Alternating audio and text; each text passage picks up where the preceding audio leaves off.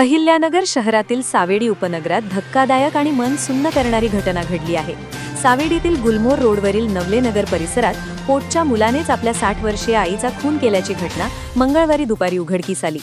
मिळालेल्या माहितीनुसार बेबी गवारे असे मृत महिलेचे नाव असून त्या आपल्या मुलगा सुहास गवारे उर्फ मामा याच्यासोबत भाड्याच्या घरात राहत होत्या।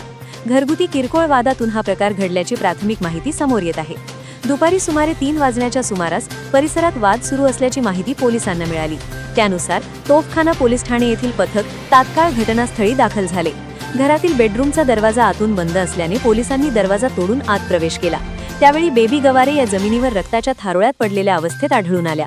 प्राथमिक तपासात संशयित सुहास गवारे याने आईला मारहाण करत भिंतीवर आपटले आणि चाकू तसेच कात्रीसारख्या धारदार वस्तूने वार केल्याचे समोर आले आहे।